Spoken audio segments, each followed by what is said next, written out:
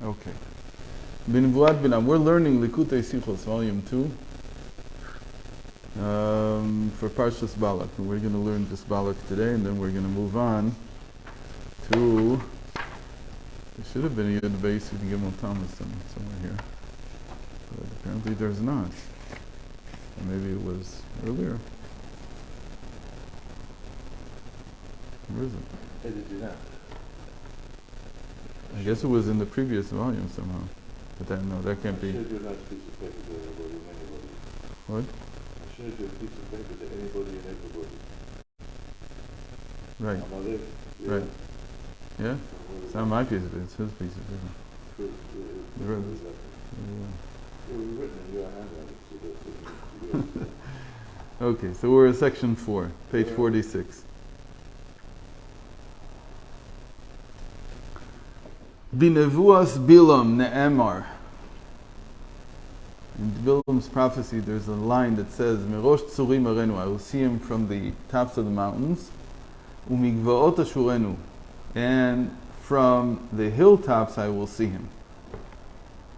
Using I will gaze at him, two different synonyms of seeing. Shetzurim musav la'avot, the sages say in Bamidbar Rabbah that tzurim, the mountaintops, refer to the patriarchs, and the hilltops refer to the matriarchs. Meaning, what is he seeing? He's seeing that the origin of Jewish people is in the mountaintops and the hilltops. And who are the mountaintops and the hilltops? The patriarchs and the matriarchs. Uvidugma zot, and there's another example of this in Tanakh, that the hilltops and mountaintops are called are symbols for the matriarchs and patriarchs, because it says in Shir HaShirim, Kol dodi ba, Kol dodi hineze ba, medaleg al ha'arim mekapetz al hagvaot. That the sound of my beloved is coming. He's skipping, skipping over the mountaintops and jumping on the hilltops. So I have to say, this by Shgacha Pratis, I'm going to waste 2 minutes telling you something. What? No. That's in Shir HaShirim. So, for years and years I've looked for a good explanation of what Shir HaShirim is about. Everyone knows a regular explanation, but that doesn't make any sense. The regular explanation is that there's the beloved, there's the woman and the man there, and they're lovers and they're in love. And they can't see each other for some strange reason. Maybe that's even not so understood, but it's like somehow it's not working out. They're not connecting that well. And that stands for the congregation of Israel and God. That's the usual explanation. The only problem is there's another figure there who's just as important. And it's not clear at all what he's doing there. The third figure is Solomon. He's there throughout the whole story, throughout the whole song. What's he doing there? Who is he? What does he symbolize? What's going on? I have to tell you, for years I didn't understand this parable at all. I couldn't. And then a year ago, I bought a Megillah, Shir HaShirim Megillah, because I decided to do what the Alter Rebbe said. He very much wanted to decree that all the Hasidim should read Shir HaShirim before Shabbos. So I decided that I'm going to get a Megillah, I'm going to say it. You became Moroccan. Huh? You became Moroccan. No, it's just like the Baal Shem Tov wanted it. The Baal Shem Tov, the Alter Rebbe. He said, I don't have the... They had the strength to, because it was a minhag there. So anyway, so I've been saying it for about a year out of this Megillah, and I have to say, I made no progress, because during the week I would also learn it. And trying to understand better what is going on there. And I don't know why. I figure I started reading it and then I gave up because it starts with a section that's just boring out of, very, very, very boring. The Malbim's commentary on Shir HaShirim. And the Malbim is unbelievable. If you don't read the introduction, you don't know what he's doing in the. It just looks like he's just doing nothing in the commentary. Okay, I understood this anyway. What are you adding for me? And then I read the introduction. So he has an introduction and he has an epilogue at the end. And it's unbelievable. the introduction is needed to understand what he does in the commentary. His explanation is, and this is like now I spent all Shabbos just reading everything I could around it, his commentary again and again, and I really got into it.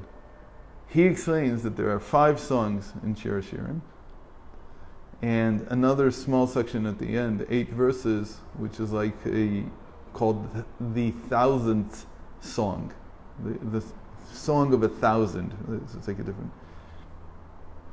And he says this all fits with what King Solomon said at the end of Proverbs.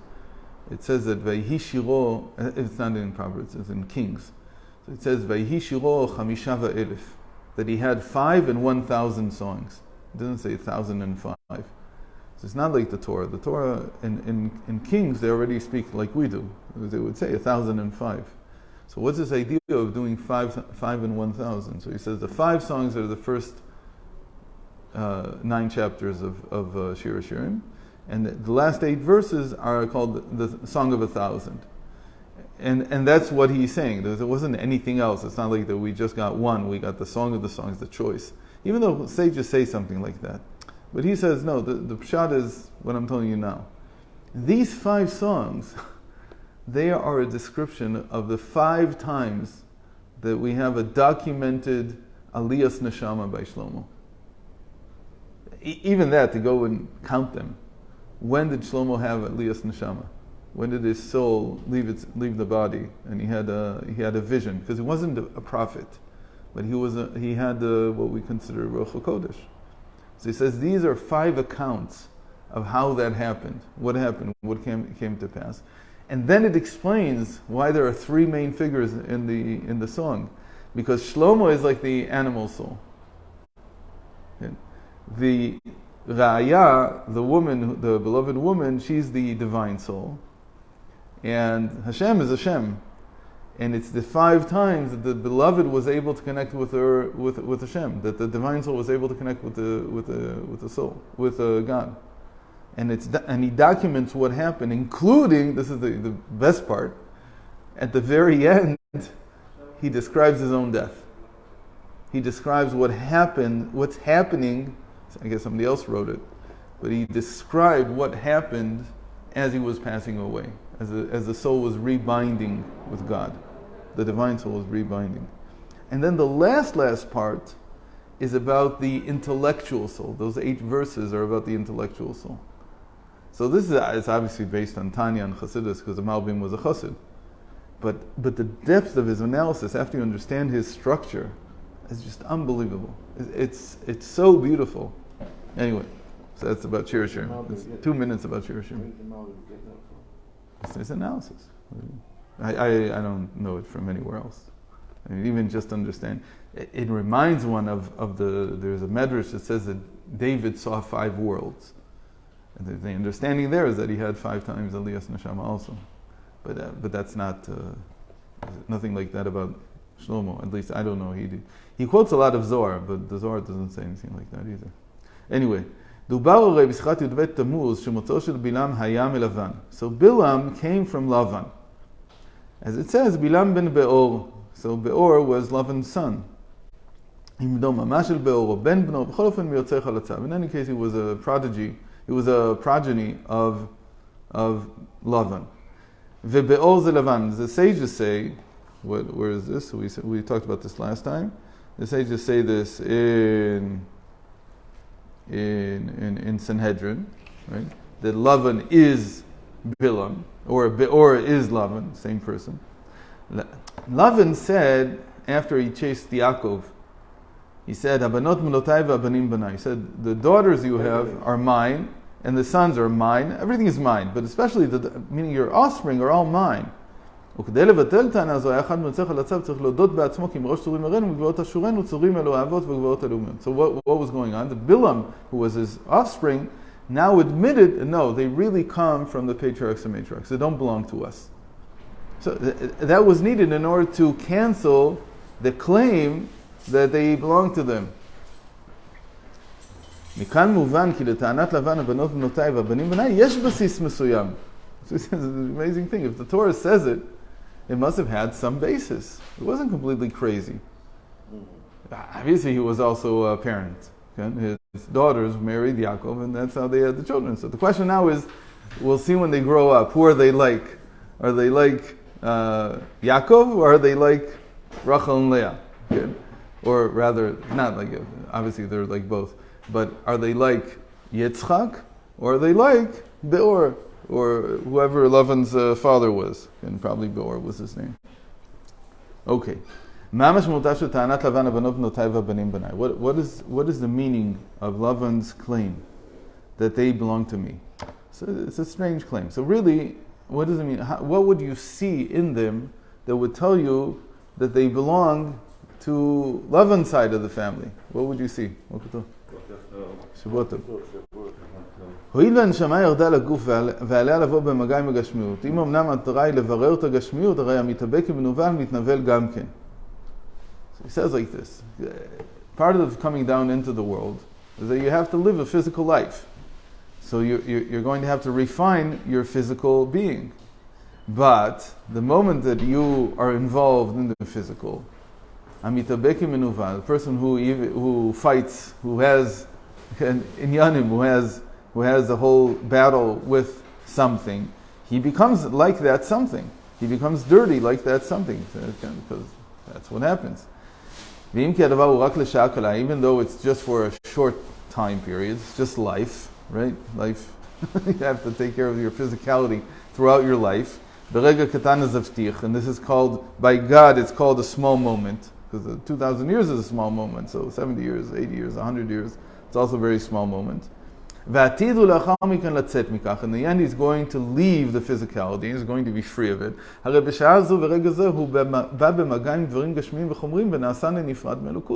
during the time in which he is dealing with the physicality, he becomes separate from godliness. ולאמיתו של דבר, ההיפרדות מאלוקות אף לרגע אחד נובעת רק מרוח שטות, אבל אולי רוח השטות, הרי השכל דקדושה, אפילו השכל סתם, השכל הבורין, לא נותן מקום להיפרד מאלוקות, ואפילו לרגע קצר, שכן רגע זה הוועידה שאינה חוזרת, וכל שכן בהתאם לכפי שהעניין מוסבר בפירוט בתניא, שהרגע מתבטא בבחינה של למעלה מן הזמן. In any case, during those moments, he suffers from what we call rוח שטות, from a spirit of folly. We talked about this in Parshas Naso, remember. So, what can we say? At that moment, is gone. That moment that he has to deal with the physicality, and he's suffering from a spirit of folly, it's gone. There's nothing to return it. And even one moment, he says, and the Tanya says that one moment is even above time. And even more so, it also affects the rest of his life after that, the moment that you have to deal with physicality. As we know, because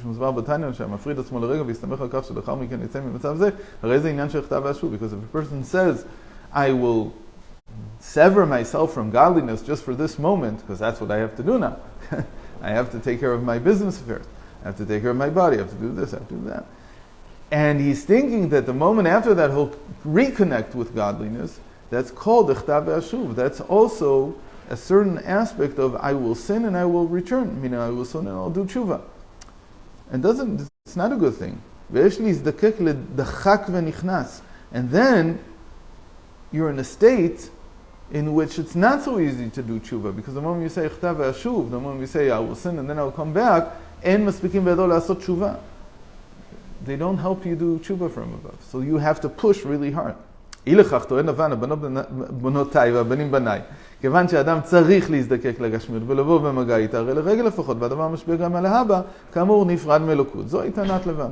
So he says, in the end, the fact that you guys are physical, you have physical bodies, you're like me. So those moments in which you're dealing with the physicality, you're like me. And what does it mean? That you're separate from godliness. That's the bottom line. Oh, wait. So that's the answer. Right. That's good. Okay, so that is the usual answer in the, call it the Orthodox world. That we're using the Gashmius to do mitzvahs. Why? Because right now you're dealing with the physicality. What do I care what happens in 2 hours? Right now, at this moment. Right. So now. Says, I want to make a bracha with this. What can I do? Oh, here, I found a piece of candy. You don't need a piece of candy. You can say bracha. I want to make a bracha. That's it. I'm not eating the food because I want the food. I'm making the bracha, so therefore I have to eat the food. It's all true. The Rebbe has a line that he starts here, and it goes all the way through all of the Likkutei Sichot. Throughout the 40 years he talked about this. He didn't stop talking about this. And we'll see his approach now. And he developed it further and further each time. So his approach is like this. Even though Lavan has a point, it's not true. Why is it not true? How can we get away from those moments in which I have to deal with physicality and there's no clear intention where this is going? כי כשאדם עוסק בדברים גשמיים לשם הכוונה האלוקית שבהם, שהיא להיות לו יתברך דירה בתחתונים, לצורך זה עוסק הוא בעניינים תחתונים, הרי גם באותו רגע עצמו אין בדבר משום ירידה, כי אם עלייה, עד כדי כך שבלעם בעצמו, ימצא לך הצו של לבן, שהיה סתום העין, רואה מרוץ צורים הראינו, מגבעות אשורנו. Let's analyze this now. He says, when a person is dealing with physicality, in order to make God a dwelling place below. So one aspect could be what you just said. That I need to make a bracha, so I need to eat something.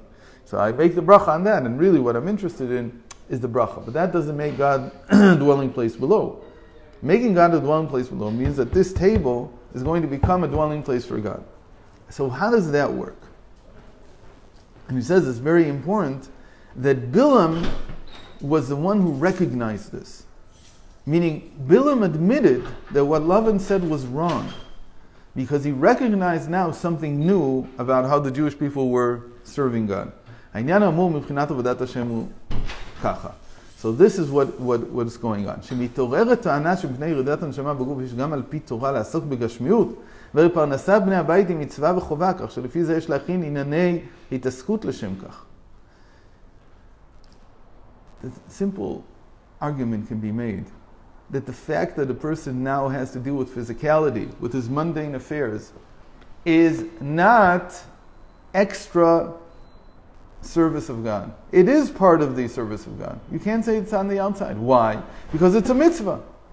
It itself is a mitzvah. It's not leading to a mitzvah. It's not going to facilitate some mitzvah. It itself is. Why? Because we know that it says in Ketuvos and Shulchan Aruch, here he says Siman Ayin Aleph, in Even Ezer, in many places, that to have livelihood is a mitzvah. You have to take care of it. I mean, somebody who suddenly decides that he's not going to take care of his family, Beit Din Kofinoto. What do you mean? The Beis Din force him. You can't do that.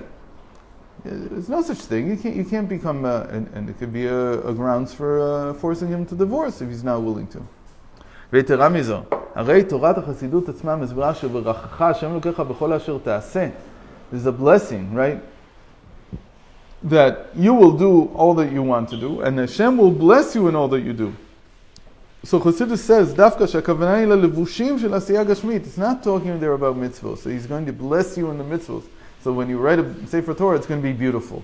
That's not the blessing it's talking about. Chassidus explains that this is talking about the garments of physical action. Thought, speech, and action. לא די בלבושים של המזלות העליונים, כי יש צורך בלבושים של העולם הזה הגשמי. In other words, it's not enough to have the garments, the spiritual garments from above. What are the spiritual garments from above? For instance, that a person has a source of inspiration. God will bless you that you'll have a better source of inspiration. No, he says it has to be in common sense. He'll bless your common sense, the thing you share with every single human being in the world. That's what he's going to bless. ולפי זה הרי למרות שהעשייה היא אומנם בכוונה לעבוד את השם, שכן באמצעות ענייני העסק הגשמיים תבוא תוספת בלימוד תורה וקיום המצוות. ומכל זאת, הרי לפי טענה זו, ההתעסקות של אותו רגע בגשמיות דומה להבדיל לשלא יהודי חס וחלילה. Even though you come and you say, because I'm now going to deal with mundane affairs, I'm going to be able to serve Hashem later. So he says, no, it's not like that. Because in that sense, you're just like everyone else. Saying, no, that's what Lavan claimed. That even though they're using their minds to serve Hashem, that's like anyone else. It's nothing special. Lavan saw something different. He saw, אבל האמת היא, I'm skipping that paragraph, האמת היא שמראש צורים הראינו בגבעות אשורנו, what Lavan saw, כשאדם עושה מעקה לבית חדש, כפי שהוסבר בשיחת י"ב י"ג תמוז, שבשעה שאדם יוצא מדלת אמות של תורה ותפילה כדי לעסוק בענייני עולם, יש לו לעשות מעקה, הוא חש בשעת ההתעסקות הגשמית עצמה בכוונה האלוקית התמונה בדבר. Rather, what you're going to feel is that as you're doing the mitzvah, you're preparing it, whatever it is, your mind will feel or understand or sense the divine purpose of this. It won't just be some kind of preparation for something else. You'll feel inspired throughout your actions with divine inspiration. That everything will be divine. It won't be like I'm just preparing another part of my house just like everyone else does.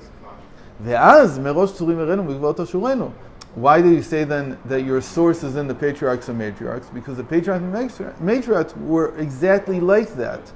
What were they like? They were a merkava. They were a chariot for God's will. What does that mean? It means that every single action that they did, even when they went to the bathroom, they felt that this was the divine will. This was part of Avodas Hashem for them. שהרי הם היו בכל ענייניהם בחינת מרכבה, וכך גם כל אחד בשעת קיום המצווה, וכמסמר לעיל, גם בכל הדברים שבהם הוא מקיים בכל דרכי חדאהו, he'll feel like he's a chariot. He'll feel like the patriarchs and matriarchs. That's what it means that after what Lavan saw, he thought they're going to be like regular people. But Bilam saw that that's not true. They're different. Why? Because every single act that they do, they're like the patriarchs and matriarchs. They feel that the actions that they're doing, all of them, from beginning to end, are all because of the divine will. They're serving Hashem. That is the real blessing, that He will bless you in everything that you do. The blessing is to feel the godliness in everything that I do. There's no difference. And then you don't have to get into the question of, am I preparing something for a mitzvah that will be later, or anything like that. What I'm doing right now is the divine will. So this is a topic that the Rebbe continued to talk about profusely throughout the 40 years, all the time. Kept talking about it. He kept developing it more and more. In another Sichot on Balak, he writes in volume 18, for instance, he writes, how do you tell the difference between someone whose all his actions are serving God and somebody who's not? This is a very simple explanation. He says, and this is a story that he told about Velvo Green, if you remember, that he retold the story because he was so impressed by it. He goes into for a meeting with someone very important for him, and in the middle of the meeting he sees that time's going to pass and he has to daven mincha. So he says, "Excuse me, I'm sorry, I have to go pray." And he puts on his girdle. The guy is standing there or sitting there in shock. What's going on? He says, "What? How can he do that?" A normal person would say, especially if you're doing something for the community, for the public, you're not chayav to daven mincha now. But he goes and davens. Why? Because for him it's the same thing. Talking to this man is just as much avodas Hashem as going to daven mincha. The only difference is that the mincha I have to say, and this I did from my volition, but it's still the will of Hashem. But because of both the will of Hashem, there's no difference between them. So I can go and daven mincha right now. It's just more important at this moment. I'm not going to lose anything because I didn't do it for my own benefit, and I'm going to lose the attention of the guy I'm talking to, and he's not going to take it as an affront. And that was the whole story with Velvo Green, that the Lubavitcher, somebody told me his name was Yeder? I don't remember, something like that. The one who went to see him the first time. In Minnesota, I don't know. Yeah. What was his name? Anyway, so he got up in the middle and he had been waiting for months to meet him. And at first, Velvo Green was very angry. He said, "What's going on? This guy's nuts. Like, he waited for months to meet me for half an hour. Now he stands up and wastes 10 minutes on his..." But then when he thought about it, he said, "Wait a minute, this is real commitment." Like, he was impressed by it because that's how he's very committed. Federer. Okay. Anyway. Same thing is true about the Torah that you learn with a regular human mind. What will you see there? יש צורך במעקה כפי שהוסבר בהרחבה של צורך בשער הנון. לחבר נקודה בהיכל, והוא שבר שגם תוך כדי השגה והבנה בסדר אנושי צריכה להיות מורגשת נקודת היהדות. So the meaning here is, it's very happening today. The meaning here is that even though your regular human mind understands why there's a need to put a fence, to put a railing around your roof so that people don't fall off, what you will feel is the divine will within that, and not just the logical human construct of why you need to put on a railing. כללית הכוונה היא שבכל דבר שאדם עושה עם התעסקות גשמית ממש ועם לימוד תורה בשכלו האנושי צריכה להיות מורגשת הכוונה האלוקית. The blessing is going to be that in everything that you deal with, and even if it's only learning Torah with your human mind, you don't have any divine inspiration, nothing like that. Still, even if you're learning it with regular understanding, you will feel the point of divinity within this teaching that you're learning. You will feel that God is with you. That's called a point in the chamber. It says that when you're learning with Bina. That's the chamber, called the chamber. The point is the point of wisdom within the chamber. What's going on? Says the Zohar that whenever the Samech Mem wants to lead you astray, what does he do? He takes the point out of the chamber. And so you don't feel that this is divine at all. So the people who learn the Bible in the academia, they're learning the chamber. But that can be monstrosity in the end. You can make up stuff that's nonsense. But even if you're learning in the academia, what he's saying, even if you're learning something that's entirely according to the human mind, you will feel the godliness in it, and you won't be led astray from it. צריכה להיות מורגשת הכוונה האלוקית, you feel the divine intent in it. ואז הרי אף בשעת מעשה אין זו ירידה כי אם אדרבה עלייה, שכן באמצעות דבר זה גופו מתבצעת כוונת הקדוש ברוך הוא. So anything physical that you'll be dealing with will not be a descent, it will be an ascent, because you will feel the godliness within all the actions that you do. So that's Balak, and tomorrow we'll start Pinchas at 7 o'clock, 7 a.m., God willing.